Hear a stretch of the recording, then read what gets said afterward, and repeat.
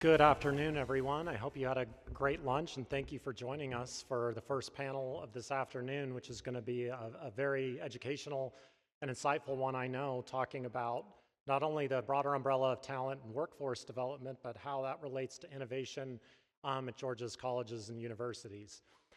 As we all know, talent is central to all of the work that we do, and a major engine of that talent pool is coming from Georgia's colleges and universities.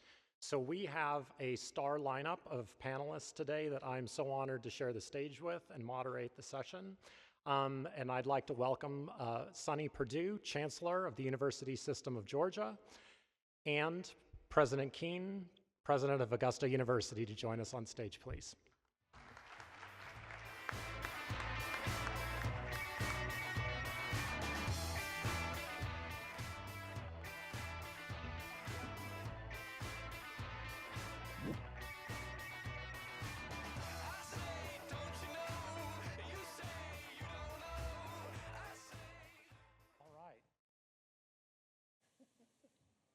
Does it sound like it's working? Okay, there we go. Okay, so we've got a good 40 minutes. Well, maybe we'll finish up a little bit early so we can have some questions, but really just would like to start out with you, Chancellor Perdue, and I know focusing on USG's role within workforce development ecosystem has been central part of your efforts, and hoping you could just share what you're most proud of in terms of what the system has accomplished. Thank you, Tim. I think one of the things that I'm proud of is that you have a very changing university system that's become very attuned to workforce needs and industry needs. And that's really the cycle of the virtuous cycle of economic development.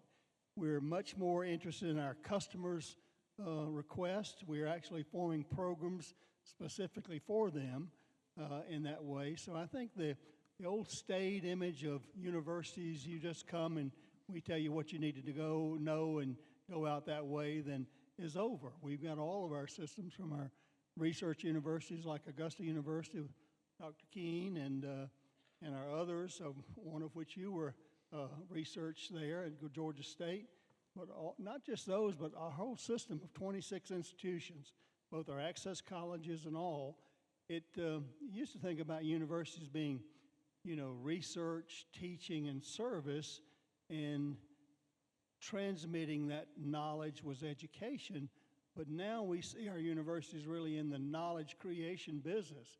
And with all the technology changes and those sort of things, these students are getting experimental learning there. One of the things I've noticed is how much innovation we have in our undergraduate programs, research programs that they're doing, students. Again, sometimes creating knowledge that may be commercialized into major companies and major economic development issues later on. So that's always refreshing. We're looking at things like data analytics and obviously the future of AI and cybersecurity, all those kind of things that we didn't even think about 10 years ago.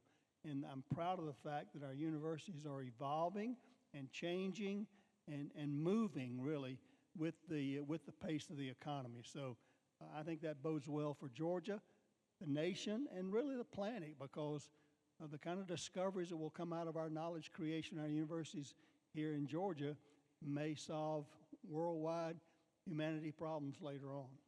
Indeed. Well, it's so dynamic, and gone are the days where it's just opening up a textbook and reading chapters. It's really that interface with industry and solving those needs, as you say. So that's great. President Keene, could you share a little bit about what some of the initiatives Augusta University has implemented so students are ready to engage effectively in the workplace upon graduation? Sure. Well, thank you. It's great to be up here with the Chancellor and you as well. Engaging effectively in the workplace it's something that we're paying a lot of attention to at Augusta University. I know we are throughout the entire system. When you think about less than 0.25% of high school graduates have work experience, and about 40% of undergraduates, when they graduate, have real work experience across the country, engaging effectively in the workplace is a big deal. And so for Augusta University, we're engaging in internships, externships. If you think about the model for healthcare and how we've trained healthcare professionals almost 200 years in this state, you've got clinical rotations, you've got residencies and those type things because of that work experience and getting that training.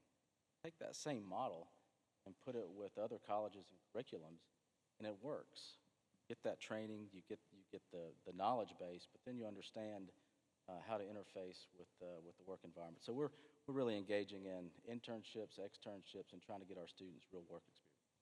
Yeah, that's something I find really, really impactful is, again, when I was kind of coming up, it was just, study hard, take your exams, and move forward. But now it's engaging within the universities, between universities, beyond the universities, and that has such huge value. So that's phenomenal to hear.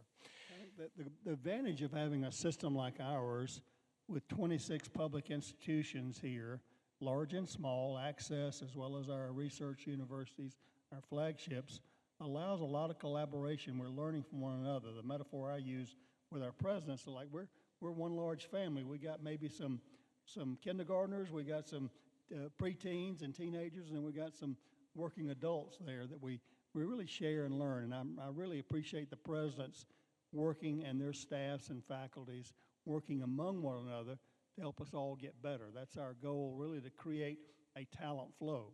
And I'm really grateful of the fact that this is impactful work.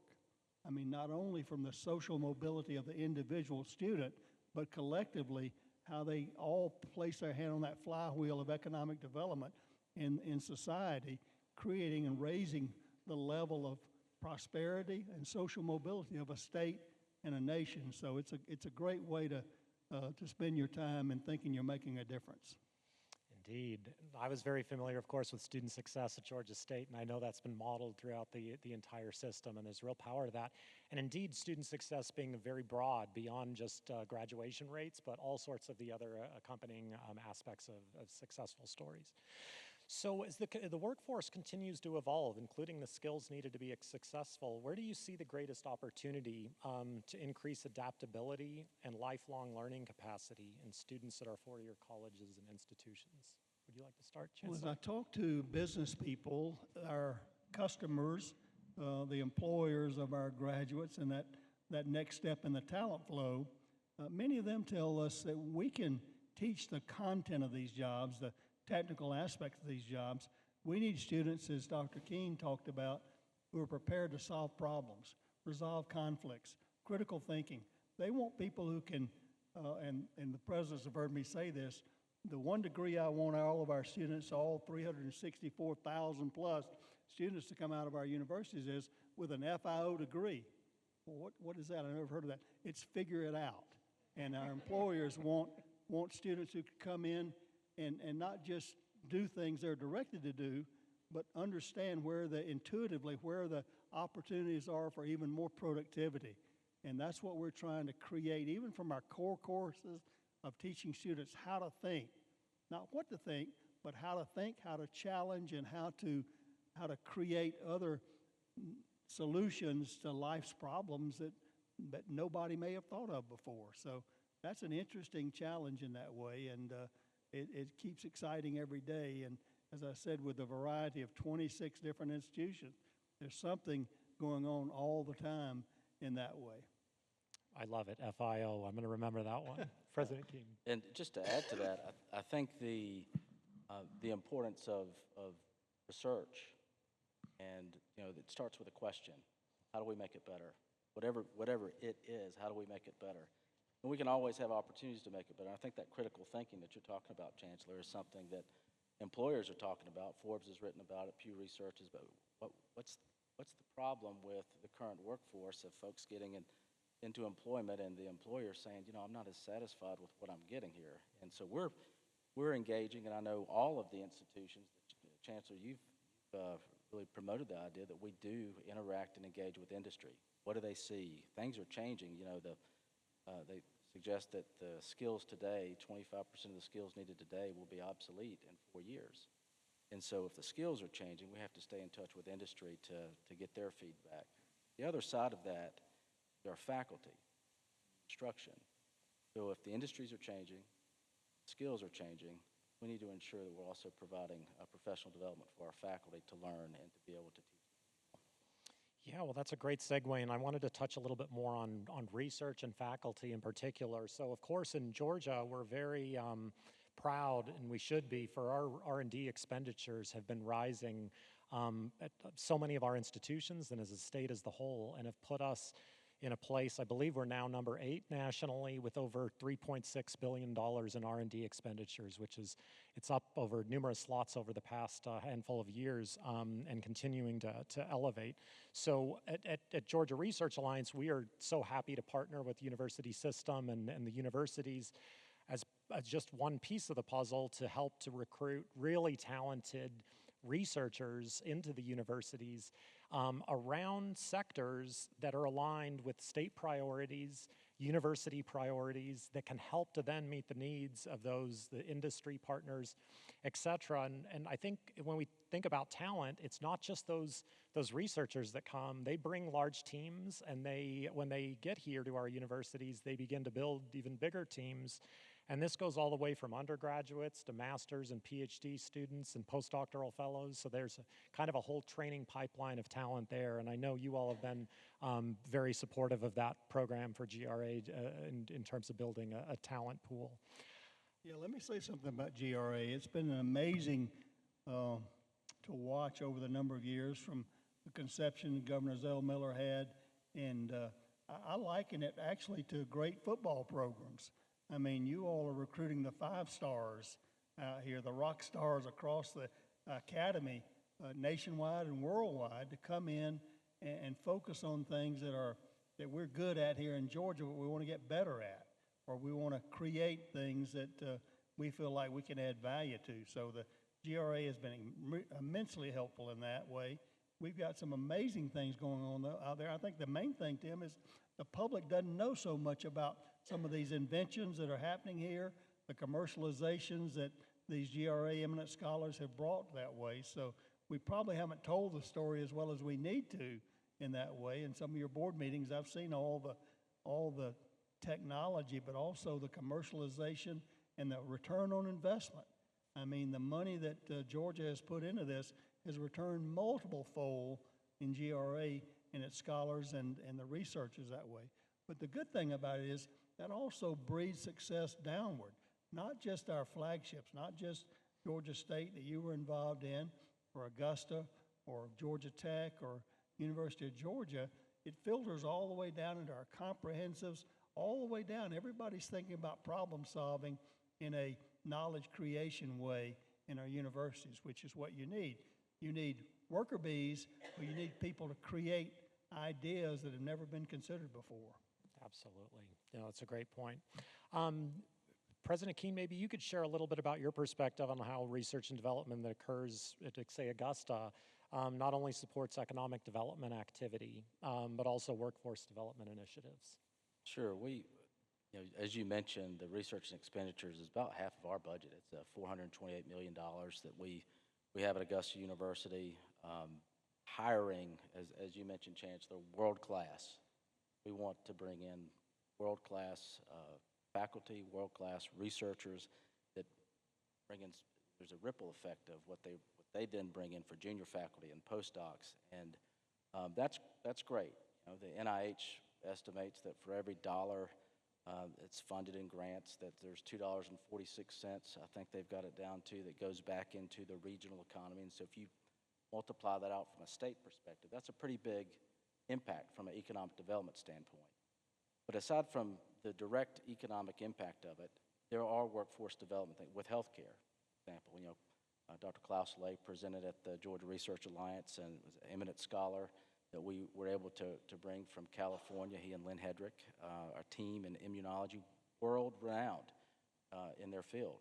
And what they're able to bring are additional faculty and researchers to Georgia, to our state, to collaborate not just in Augusta, but in Athens, in Atlanta, and all around the state with other researchers to solve problems on cancer.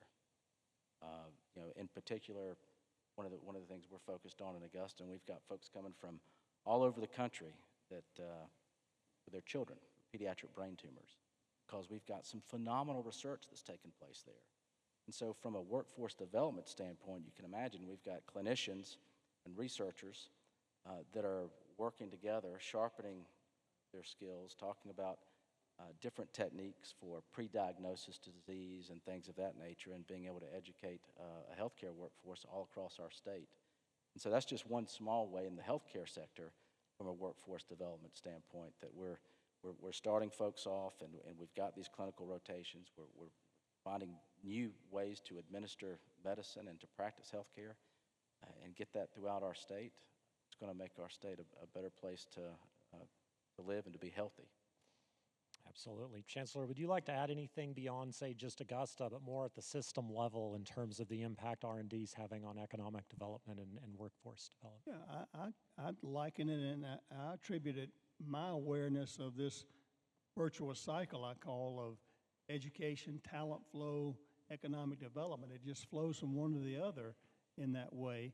And our university cherishes the opportunity to be part of that, pushing that flywheel, because as we graduate bright young people who are inquisitive, problem solving, going out into industries, they create economic development. I mean, research really is for a commercialization of economic development, creating those jobs in communities and quality of life in many ways for the problems they solve, but also from the jobs that are created there, the livelihoods that make a difference in that way. And, you know, we know from Governor Kemp's pronouncements over the last several years, I like to think that the university system, even long before I got here, was part of that growth of the economic development there, because when I was governor in 2003 to 2011, companies would come to Georgia as we would try to be recruiting them, bringing jobs to Georgia, and the question was, well, what kind of incentives are you going to pay? What kind of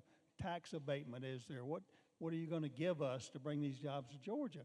Now, most everyone knows where we're going to get the talent is the question, and that's the business that we're in. So that's why this life-changing thing we do singularly has a collaborative effect statewide on our citizenry and our economic development, all for those that may not be directly involved. It throws off other types of jobs that support those things that come out of the university system and the businesses that we attract.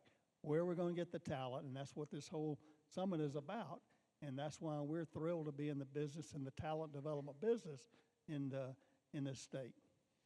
Yeah, absolutely. That's great. As you know, at GRA, we actually follow our metrics very closely with regards to once we recruit scholars in, the teams that they build. So that's workforce there directly in the universities, but then also we invest in innovation and commercialization, and then there's often spin-outs from the universities that create startup companies, and those get rooted, and they employ Georgians, and they support the tax digest. So we try to capture all of that in terms of workforce development, but also carry on funding for those startups as they begin to grow, and sometimes are acquired by larger institutions. But you can really track the dollar, the investment, and then how it pays off, both with workforce and propelling the economy. And so this is really something central, all of what we're doing in the university setting to our prosperity as a state. Yeah, Dr. Keene mentioned the NIH factor number of ROI. GRA has some pretty fancy ROI numbers too, don't they? We do. Our one of the most recent calculations we did is about 17 to 1, and so that's really remarkable. You can't get that kind of return in most investments. So it's something that we've been so proud to partner with the state. And this is something I think that just speaks more largely to the power of partnerships between, again, the state government, the business community, and leveraging the power of the universities as central partners in all of that. So speaking a little bit more about innovation, it's certainly continuing in all areas. We need that to continue so Georgia can continue to remain competitive and attract top talent and create jobs. And the universities, of course, are central to that work. So as you all kind of look forward to the future, short term, even longer term, where do you see strategic investments being needed to be sure that our state can capitalize on these opportunities? Well, the fellow sitting next to me is one of those right here, and we'll talk about what Augusta University is doing, because frankly, we need to be honest with ourselves. We can't always be singing the Chamber of Commerce story about Georgia's just great in every way. We don't lead in healthcare professionals that way. And this obviously is part of Augusta University's mission. Medical College of Georgia has been doing a great job for, as you said, almost 200 years. But we need healthcare professionals, both nursing and all the ancillary type of professionals that way, that we want to again grow that workforce. Obviously, the Medical College of Georgia is expanding into a Savannah campus there for a new partnership that way, creating another satellite of the Dental College of Georgia in the Armstrong campus area, affiliated in Savannah and Georgia Southern. And then we obviously are aware of the Medical College of, or University of Georgia's Medical School coming on, just got LCME agreement to allow them to continue. But the relationship, you mentioned earlier, the collaboration, it's just not public. I'm in the public system, but we got great collaboration. I think Emory and Georgia Tech have shown what they could do in biomedical science and other things. But we've got a great opportunity with our medical school at the iconic medical school of Medical College of Georgia, with the new little brother coming on in Athens, but with Emory, Morehouse, Mercer, and CHOA, all those kind of things, building a eco-health system here in Georgia that I think can thrive, as well as our business community in other ways, because obviously healthcare is one of those quality of life issues that way. So we're focusing and intentionally on our healthcare building with a nursing component there, that we want to reach up to above national norms in our healthcare professionals, because that's one of the ways, along with housing, jobs, and education, that's one of the quality of life metrics that we use. President Keaton? Yeah, and just to add to that, the Medical College of Georgia is the fourth largest medical school in the country in terms of the number of undergraduates, undergraduate medical students that first year. We have the most productive faculty for a public medical school in the country for faculty our size. If you add in privates, we're second to Tulane, and that's production in terms of graduates, but it's also production in terms of research. And so we've gone from ranking 74th to 68th, probably when the Blue Ridge rankings come out, which ranks all the medical schools, probably going to be around 62 or 63. But our limiting factor has been space, wet labs, and thanks to the Chancellor and the Board of Regents for making the recommendation to the governor and the legislature, we're well on our way to having a new translational research building. It's about a $146 million capital project for the purpose of building and upgrading space to attract more science, more researchers to our area. But that's not just a one-and-done thing, as the Chancellor mentioned. We're talking about an ecosystem here, statewide. And while we're all proud of our individual institutions, and the Chancellor's over all of them, as he mentioned, just to be able to say we're all working together, not just with each other, but with other private institutions, to create an ecosystem in this state where we have world-class programs. There are things that we're going to be able to do in Augusta that are absolutely going to be world-class as it pertains to Georgia Cancer Center, neurology, immunology, vascular biology, but focusing on those programs to be the very best. So when we talk about bringing on Georgia research eminent scholars and focusing on these key programmatic areas that we can have world-class in Augusta, but then we're collaborating with our sister institutions in Athens and Atlanta and around the state that may have world-class programs in engineering, that we can then tie the research in healthcare and engineering to create medical device. And then we've actually got cyber and how this ecosystem, you can see how this whole ecosystem would work, but we're changing, and in parts the culture that you've created, Chancellor, and good, better, best, that we're not just going to spread things out to everybody gets one of everything. But the question really is, where can we be the best?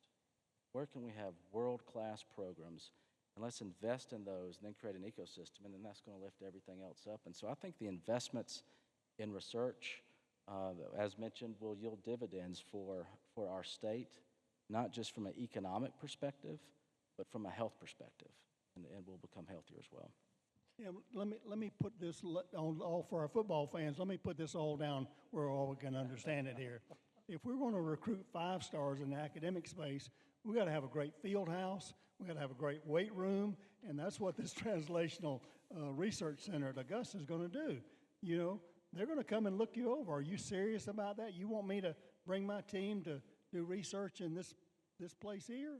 And it's a competitive cycle. So these are important. I want to thank, again, the governor for putting in this as budget recommendation. It seems to be well received by both the House and the Senate. So hopefully we can get to the job of really creating space for these 5 stars to exercise their muscles and perform to the best of their ability with these kind of facilities. So the investment that the state taxpayers are making through these appropriations are very important, and we very much appreciate it, because we won't be attractive if we don't have the kind of facilities that people are used to seeing across the country. And that's obviously a moving target, but we, just like we have in our athletics, we have to be up there with the best of them, and that's our goal.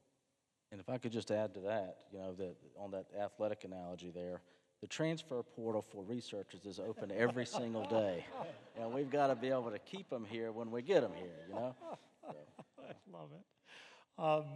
And indeed, the research infrastructure, not only the buildings, but the cutting edge equipment that's housed within really allows for that workforce to be trained on what industry's using, so that they're ready to go upon graduation. Whenever their training's done, they can just directly enter the workforce and be ready to go. So that's a great thing.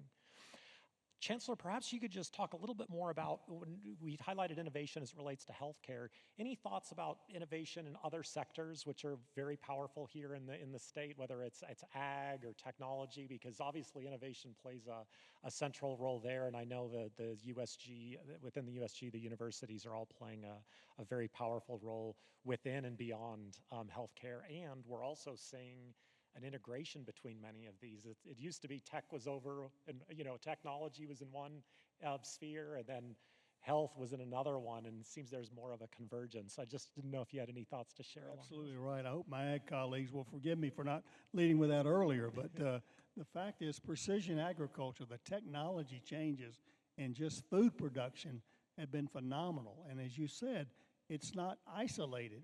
We're integrating knowledge creation there. From, in fact, UGA takes a lot of pride in being the land grant with extension services across the world, but Georgia Tech is also doing poultry processing that creates the productivity there. So we've got a lot of universities that are engaged in that, and that's not just the health ecosystem, but many other problem solving. We know about GTRI, and it's helped really with national security, with all the investment they've made in with DOD and a lot of the things that are life-saving and really in national defense. But also we think about the productivity of agriculture and food production. Thankfully, we're blessed with a great natural resource nation here to be able to produce our own food. But can you imagine if we were dependent on other countries that may not be so friendly for our food production? And that's the benefit.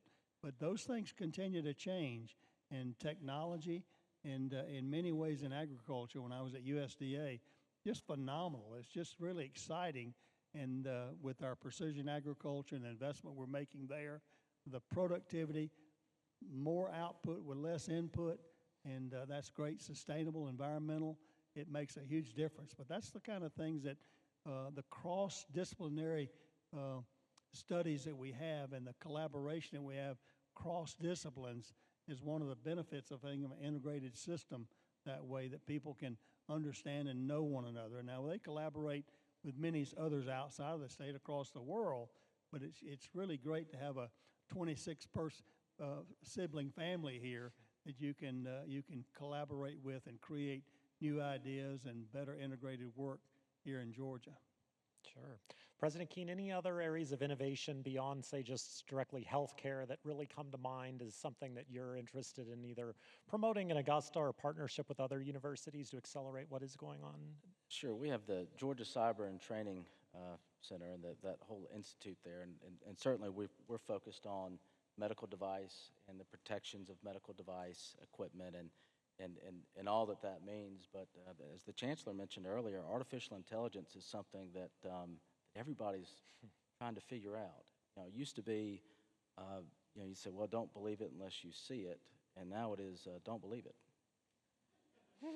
You think about it. This whole idea of authentication and what is true and what is not true, and how do we decipher that? Well, as we continue to automate long term, we've got to be able to figure out the human element of some of these things, and how we take some of these technologies, and yes, it goes to medicine and healthcare, but it goes to other things, just protecting your personal identity, your business, entrepreneurship, and all that kind of, what does that mean long term? And so I think certainly innovations there, and how that translates with other institutions. As the Chancellor mentioned, we've got some great partnerships with other institutions around the state, and the partnership in Savannah with Georgia Southern, and they've got some great engineering backgrounds there, and if you combine that with some of our health sciences, what are the things that we could create for that region, like a corridor between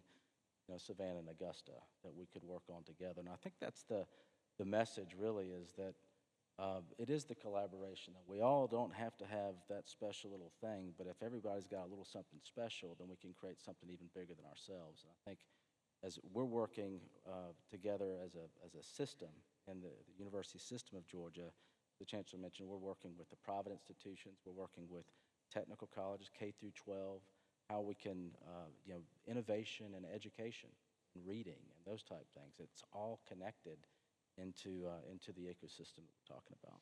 Yeah, so that's a great point. I just wanted to follow up a little bit with you, Chancellor. This kind of concept of like a continuum of innovation. There's the pedagogical innovation and improving what's going on in the classroom, then the innovations from more experiential learning and internships and externships and those types of things, and then innovation that's going on in the laboratories and research. But it's really part of a continuum of innovation, is it not?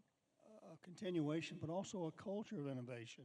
Getting these undergraduates, when I was in undergraduate school, we just opened a textbook and studied and took the test. We didn't think about creating research challenges and projects at that point in time.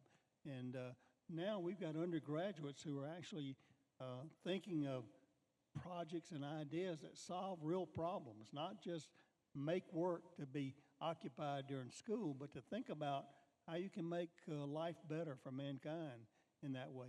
And that creates a cadre, a cohort of graduates out here that think about a mindset of what can I do today to solve problems that would make people's lives better tomorrow in that way. So I think I'm excited about that, and seeing all the undergraduate research. And these kids are just so whip smart, and some of the ideas they come up with is just pretty amazing in that way. And we often decry this latest generation, but I guess that's what all we old folks do.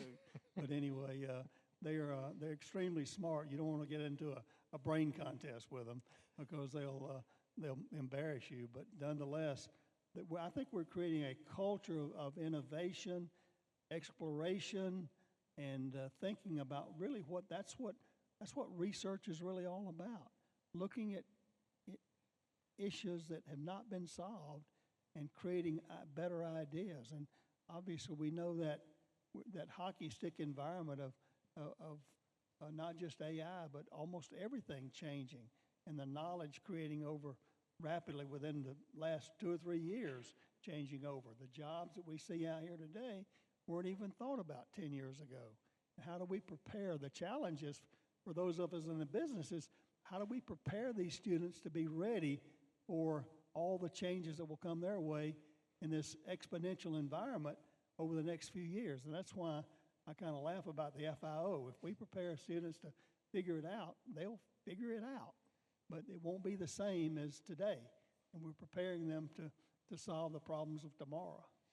Yeah, and what's so special about the FIO, as you say, is really it's just applicable to just about anything. I know when I was still in college, I was on track to go to medical school, and then I got an experience to go work in a lab. Mm-hmm. And that was the first time I'd ever been in a research lab. I remember putting on my lab coat for the very first time, and it was transformational for my life. I was no longer going to med school. I was going to grad school instead.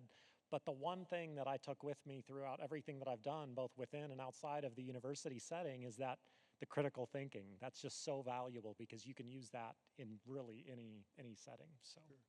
hopefully we are creating a culture of curiosity is what it really amounts to.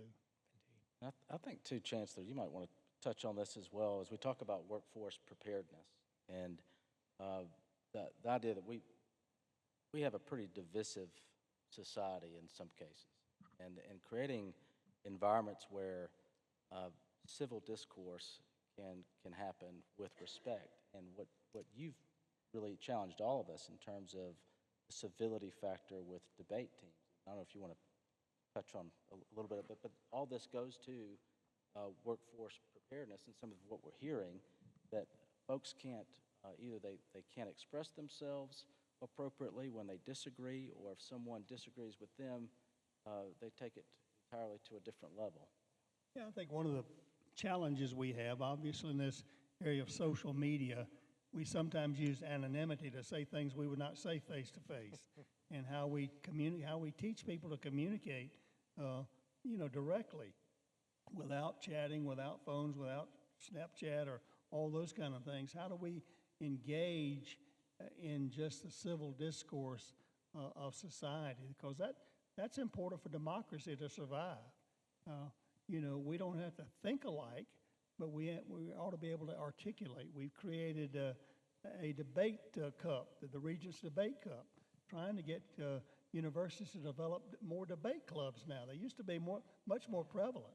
And rather than sitting across a fence from one another and waving your flag and me waving my flag and us hurling epithets back and forth to one another, then how do we learn how to communicate and resolve those challenges? Because there will always be differences. That's what living in a free society is all about.